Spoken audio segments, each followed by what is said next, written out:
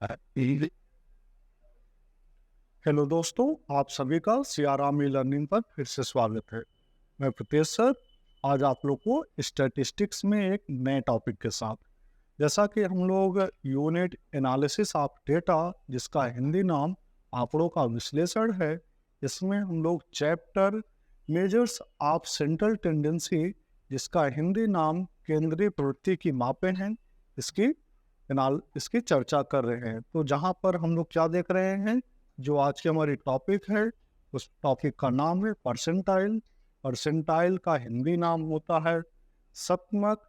शतमक में आज हम लोग इंडिविजुअल सीरीज में किस तरह से शतमक का कैलकुलेशन करते हैं, किस तरह से शतमक को हल करते हैं, परसेंटाइल की वैल्यू कैसे फाइंड आउट करते हैं, इसको देखेंगे। ओके, तो चलिए हम लोग न्यूमेरिकल एक्सरसाइज करते हैं और परसेंटाइल का कैलकुलेशन कैसे करते हैं उसको सीखते हैं। ओके, तो चलिए देखिए हमारा क्या है परसेंटाइल। परसेंटाइल परसेंटाइल को लेटर पी से रिप्रेजेंट किया जाता है और इसका हिंदी नाम क्या है, शतमक। शतमक। ओके, और जो इसकी डिफिनेशन है ऑलरेडी पिछले वीडियो में भी बताई जा चुकी है, लेकिन आप फिर से समझ लीजिए। Percentile is the value which divides to a series in 100 equal parts. Okay, अगर आप हिंदी में कहें तो शतमक वह मूल्य है जो किसी सीरीज को 100 बराबर भागों में बांटती है। ओके, तो चलिए आज हम लोग, इसका ये मतलब है कि जो हमारा पी की वैल्यू है, P1 से लेकर के P99 तक होगी। अगर हम किसी सीरीज को 99 टाइम डिवाइड करेंगे तो सीरीज कितने पार्ट में डिवाइड हो जाएगी, 100 पार्ट में डिवाइड हो जाएगी। क्योंकि देखिए, मान लीजिए सीरीज है, इसको 2 पार्ट में डिवाइड करना है तो कितनी बार हमें डिवाइड करना है, 1 टाइम। ये देखिए 1 2 पार्ट में डिवाइड हो गया।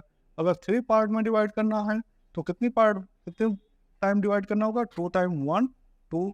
देखिए कितने पार्ट में डिवाइड होगा, 1 2 3। ऐसे जब हम सीरीज को 100 टाइम डिवाइड करेंगे तो 100 पार्ट में डिवाइड करेंगे तो जो हमारी सीरीज को कितनी बार कट करना पड़ेगा, 99 टाइम कट करना पड़ेगा, 99 टाइम। ओके, और जो हमारी सीरीज होगी वो कितने पार्ट में डिवाइड हो जाएगी, 100 इक्वल पार्ट्स में डिवाइड हो जाएगी। ओके, तो आई होप कि आपको कॉन्सेप्ट समझ में आ गया है। अब हम लोग न्यूमेरिकल कैलकुलेशन करते हैं। ओके, तो न्यूमेरिकल कैलकुलेशन में जो आज हमारा टॉपिक है उसका नाम है इंडिविजुअल सीरीज। ओके, तो चलिए देखते हैं हमारा जो क्वेश्चन होगा। क्वेश्चन कुछ इस प्रकार से होगा, find the value of find the value of P60 from following individual series in the visual series। Okay, तो पहले आप समझ लीजिए कि इंडिविजुअल सीरीज लिखते कैसे हैं। इंडिविजुअल सीरीज में जो पर्सन इंडिविजुअली होते हैं या कोई भी चीज़ जो इंडिविजुअली होती है, वह कितनी वैल्यू स्कोर की है या ऑब्टेन की है, उसको उसके सामने ठीक लिखते हैं। तो मान लेते हैं कि यहाँ पर लेबर है या एक किसी क्लास में कोई एग्ज़ाम हुआ है किसी सब्जेक्ट का, उस सब्जेक्ट में स्टूडेंट कितना मार्क्स स्कोर किए हैं उसको लिखते हैं। तो अगर स्टूडेंट की बात करते हैं तो यहाँ पर उनका रोल नंबर हो जाएगा, रोल नंबर, और यहाँ पर उनके क्या हो जाएंगे, मार्क्स हो जाएंगे। मार्क्स को हम एक्स से रिप्रेजेंट कर सकते हैं क्योंकि मार्क्स उनकी वैल्यू है। तो रोल नंबर 1 सपोज करते हैं कि 10 स्कोर किया है, रोल नंबर 2 20 स्कोर किया है, रोल नंबर 3 30 स्कोर किया है, रोल नंबर 4 40 स्कोर किया है, रोल नंबर 5 30 स्कोर किया है। ओके, रोल नंबर 6 20 स्कोर किया है, रोल नंबर 7 10 स्कोर किया है, रोल नंबर 8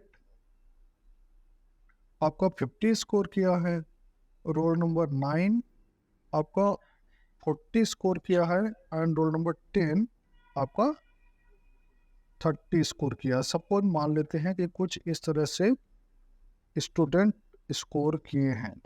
ओके, तो टोटल जो नंबर ऑफ स्टूडेंट हैं वो कितने हैं? एन कितना है? 10 है। ओके, एन हमारा कितना है? 10 है। ओके, अब हमारे पास जो 10 स्टूडेंट हैं वह इंडिविजुअली रोल नंबर 1 कितना? 10, रोल नंबर 2 20, रोल नंबर 6 20, इस तरह से अलग अलग रोल नंबर, अलग अलग स्टूडेंट अपना अपना स्कोर किए हैं। तो ऐसे डेटा को जहाँ पर हम पर्टिकुलर इंडिविजुअल की हम डेटा को रिप्रेजेंट करते हैं, तो ऐसी सीरीज को हम क्या कहते हैं? इंडिविजुअल सीरीज कहते हैं। तो ऐसी सीरीज का जब हम परसेंटाइल कैलकुलेट करते हैं तो हमें किन बातों का ध्यान रखना चाहिए? तो पहले तो समझिए कि अगर हमारा डेटा जो वैल्यू दिया गया है, अगर वह वैल्यू अरेंज नहीं है, अरेंज का मतलब है कि या तो असेंडिंग ऑर्डर में होगा या तो डिसेंडिंग ऑर्डर में होगा। अगर असेंडिंग ऑर्डर में करना है तो छोटे से बड़े क्रम की तरफ, मीन्स स्मॉलेस्ट वैल्यू से लेकर के लार्जेस्ट वैल्यू की तरफ हम डेटा को लिखते हैं। अगर हमें डिसेंडिंग ऑर्डर में करना है तो हाईएस्ट वैल्यू से लेकर के लोएस्ट वैल्यू की तरफ हम डेटा को लिखते हैं। ओके, या प्रेजेंट करते हैं। तो हमारा अगला स्टेप क्या होगा? अब हमारा डेटा तो अरेंज है नहीं, तो हमारा जो अगला स्टेप होगा हम क्या करेंगे? उसमें डेटा को अरेंज करेंगे। तो देखिए हमारा क्या होगा? सोल्यूशन। ओके, सोल्यूशन में हम करेंगे इस डेटा को अरेंज। यहाँ पर देखिए हमारे ये हमारा हो गया रोल नंबर। क्या हो गया? Roll number from roll number, और यहाँ पर हो गया मार्क्स, जिसको एक्स से रिप्रेजेंट किया गया है। ओके, तो हम क्या कर रहे हैं? हम डेटा को अरेंज कर रहे हैं। स्टेप फर्स्ट हमारा है, step first arrange the data into order. Data को हम क्या कर रहे हैं? ऑर्डर में लिख रहे हैं। कौन सा ऑर्डर में लिख रहे हैं? असेंडिंग ऑर्डर में लिख रहे हैं, बढ़ते हुए क्रम में लिख रहे हैं। तो देखो पहले पहले सबसे छोटा डेटा कौन सा है? सबसे छोटा 10 है, मीन्स रोल नंबर 1 कितना स्कोर किया? 10। इसके बाद फिर रोल नंबर 7 है जो 10 स्कोर किया, तो रोल नंबर 7 भी 10 स्कोर किया। अब 10 वाले हो गए, 20 वाले को देखते हैं। तो रोल नंबर 2 हमारा है जो कितना करता है? रोल नंबर 2 आपका 20 स्कोर किया है, और रोल नंबर 6 हमारा क्या किया है?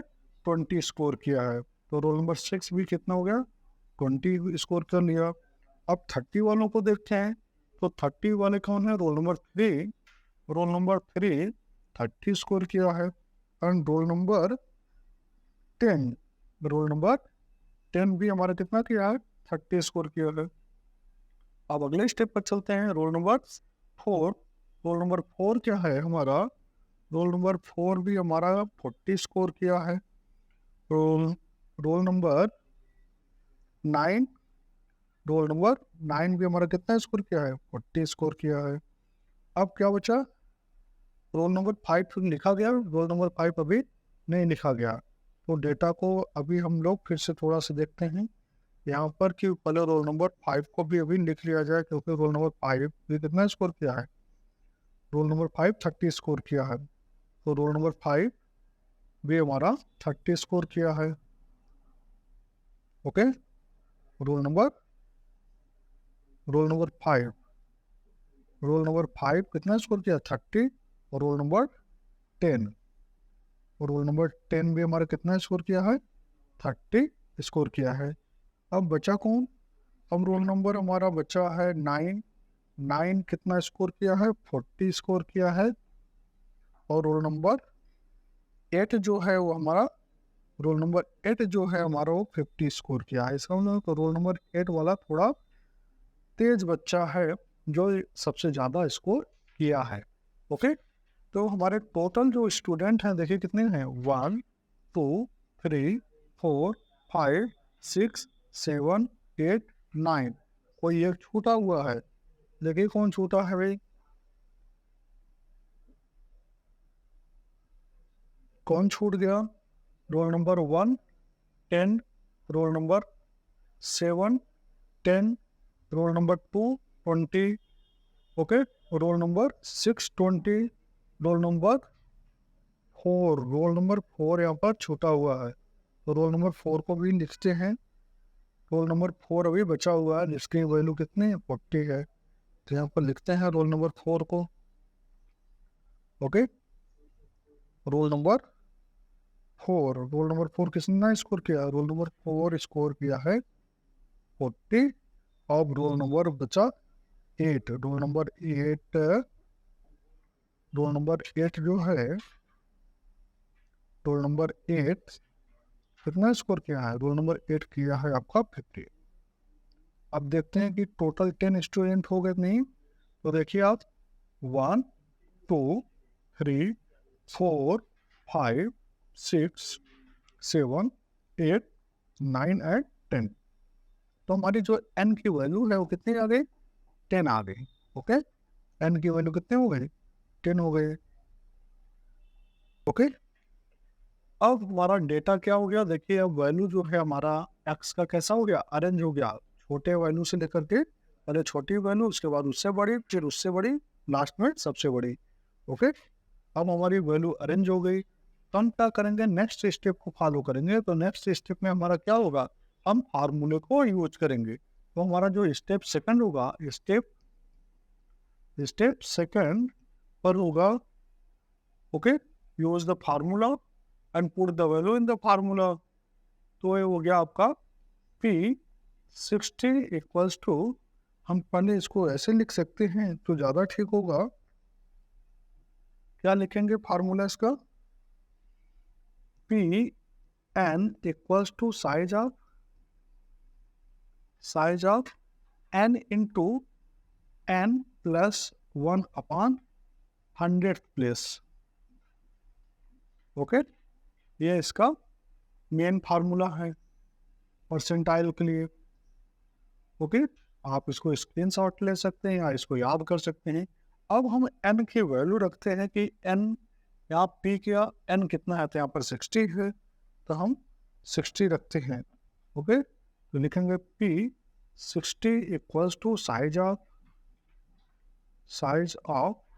60 इंटू n की वैल्यू कितनी है, टोटल नंबर ऑफ स्टूडेंट कितने हैं, 10 है, तो यहाँ पर हो गया 10 plus 1 upon 100th place.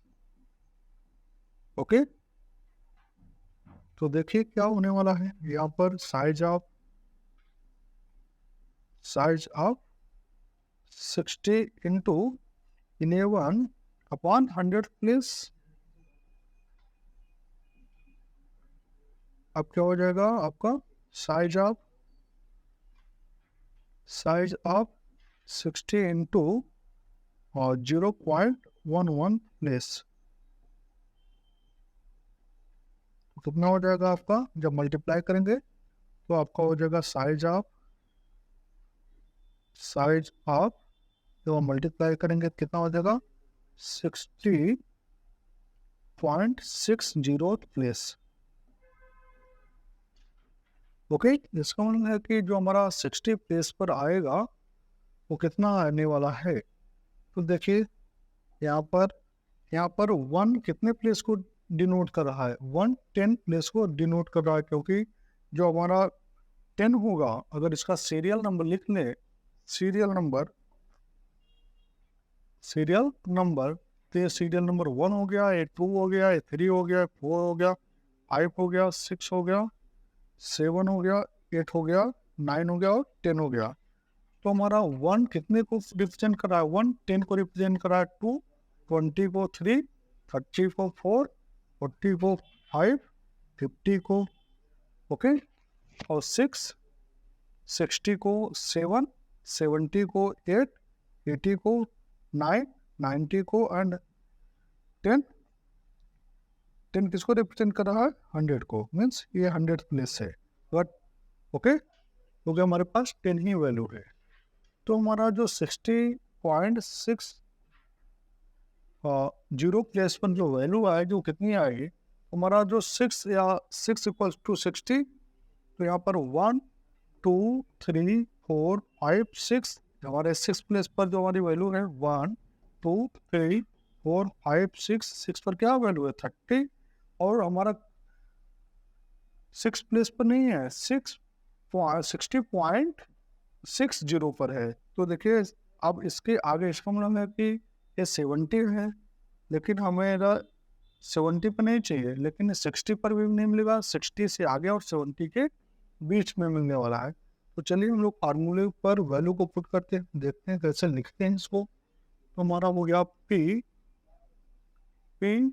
60 equals to, अब देखिए P 60 प्लेस पर क्या मिल रहा था हमें, तो 60 प्लेस पर जो हमें मिल रहा था वो मिल रहा था 30, ओके, और 70 प्लेस पर भी हमें कितना मिल रहा है 30 मिल रहा है यहाँ पर। तो हमें क्या मिलने वाला है या लिखते कैसे हैं, तो हो गया 30 और 60 और 70 का जो रेंज है उसका रेंज निकालेंगे और 100 से डिवाइड करेंगे, और उसका कितना पार्ट आप देखिए हमारा कितना है 60 पॉइंट्स ना, तो इसका हो रहा है कि 1 का 60% हम कैलकुलेट करेंगे। तो यहाँ पर हो गया 30 जो हमारा 70 प्लेस पर है, माइनस कितना हो जाएगा माइनस 60 प्लेस पर जो आने वाला है अपॉन 100 इंटू 6, ओके।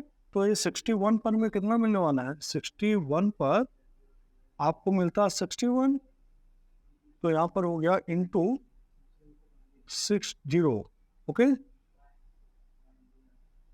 तो देखिए कितना आने वाला है आपका 30 प्लस इसकी वैल्यू हो गई 0 अपॉन 100 इंटू 60, ओके। तो कितना आ गया आपका, इसकी वैल्यू आप मल्टीप्लाई करेंगे तो 0 आ जाएगा, 30 प्लस 0 से मल्टीप्लाई करेंगे, ये यहाँ पर 0 हो गया, 0 इंटू 60, पहले डिवाइड करेंगे तो 0 हो जाएगा, 0 से मल्टीप्लाई करेंगे 60 तो 0 हो गया, तो कितना हो गया 30 प्लस 0, तो वैल्यू हमारी आ गई 30। इसमें जो हमारी P 60 की वैल्यू आएगी वह कितना आ गई, P 60 की वैल्यू हमारी कितनी आएगी 30 आएगी, ओके। तो आप देख सकते हैं इसका दूसरा तरीका है, लेकिन उसको हम लोग अप्लाई करेंगे तो एक प्रॉब्लम आ सकती है, कुछ क्वेश्चन में प्रॉब्लम आ सकती है। क्या होगा कि अगर हम इसका CF निकाल लें, अब यहाँ पर CF निकालें तो मान लीजिए कि सभी रोल नंबर को हम क्या लिख दें,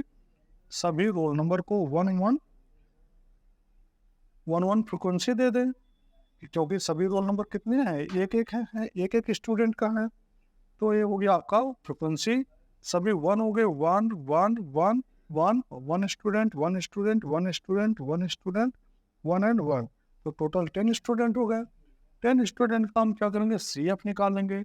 CF हो गया हमारा कितना, ये 1 हो गया 2 में 1 ऐड हुआ तो 3 में 1 ऐड हुआ 4 में 1 ऐड हुआ 5 में 1 ऐड हुआ 6 में 1 ऐड हुआ 7 1 ऐड हुआ 8 1 ऐड हुआ 9 एंड 9 में 1 ऐड हुआ 10, ओके। तो यहाँ पर जो हमारा सिग्मा F है वो कितना आ गया 10 आ गया, और सिग्मा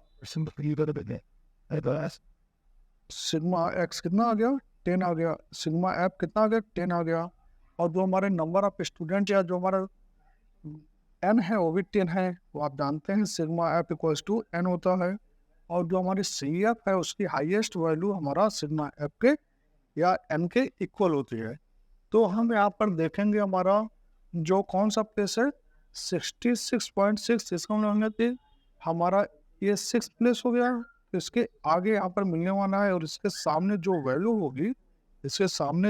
होगी वही हमारा क्या हो जाएगा, वही हमारा P क्या हो जाएगा P60 की वैल्यू हो जाएगी, ओके। तो हमारा दूसरा जो तरीका है P60 की वैल्यू को कैलकुलेट करने के लिए, जो हमारा ये क्वेश्चन है यहाँ से हम उसको इस पर्टिकुलर सीरीज का क्या करेंगे, मतलब उसका फ्रिक्वेंसी दे लेंगे, फ्रिक्वेंसी का हम CF कैलकुलेट कर लेंगे।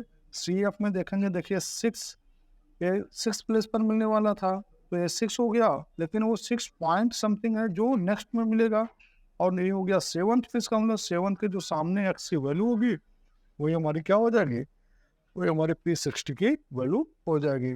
तो आप इसका भी स्क्रीनशॉट ले सकते हैं, क्योंकि यहाँ पर कुछ नया एडिशन हुआ है, नया चीज़ें ऐड हुई हैं। और आप नेक्स्ट स्लाइड जो है इसका भी आप स्क्रीनशॉट ले सकते हैं, जिससे हमारा दोनों स्थान पर हमारा जो वैल्यू आया है P60 का कितना है, 30 आया है। आई होप कि आपको ये टॉपिक समझ में आई है, इंडिविजुअल सीरीज से कैसे हम परसेंटाइल को कैलकुलेट करते हैं। तो आज के लिए बस इतना ही, मिलते हैं नेक्स्ट वीडियो में नेक्स्ट टॉपिक के साथ। धन्यवाद।